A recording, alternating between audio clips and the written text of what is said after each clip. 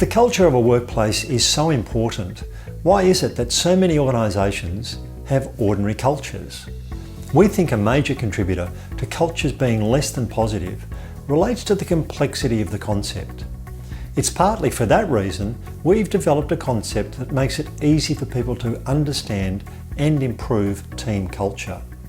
The concept is called UGRs, which stands for Unwritten Ground Rules. UGRs are people's perceptions of this is the way we do things around here. Examples of UGRs we've come across in the workplace over the years include around here, at our meetings it isn't worth complaining as we know nothing will get done. The only time anyone gets spoken to by the boss is when something is wrong.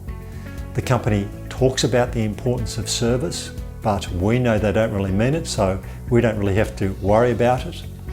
We go through the motions with our bosses. Once they've gone, we do what we want. UGRs drive people's behaviour, yet incredibly, they are seldom talked about openly. It's the UGRs in an organisation that constitute its culture. Understand UGRs and you understand culture.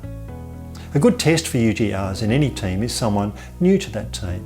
In the early days, and irrespective of how senior they are, new people will stay quieter than they otherwise would to check out what the UGRs are.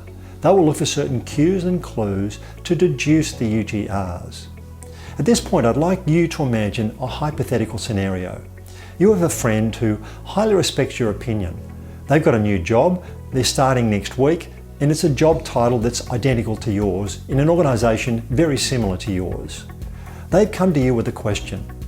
When I start my job next week, what should I look for or look at specifically to deduce the UGRs? We're going to give you a chance to discuss this in a moment, but before that, a word of warning.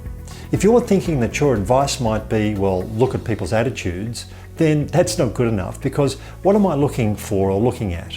I'd encourage you to be as specific as you possibly can. The question again, when I start my job next week, what should I look for specifically to deduce the UGRs?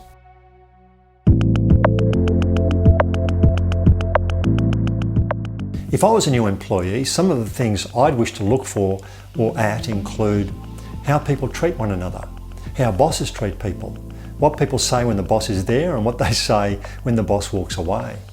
What happens when things go wrong and what happens, if anything, when things go right?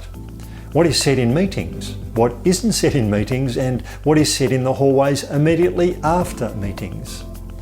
Where people's eyes are in meetings? Whether or not people arrive on time for meetings? Whether certain people always find a reason not to attend meetings, and so on. People new to a team are quieter than they normally would be because in fact they are checking out what the UGRs are. Why? In order that they can conform. Don't conform at your peril. Just to reinforce, UGRs drive people's behaviour, yet incredibly they are seldom talked about openly. It's the UGRs in an organisation that constitute its culture.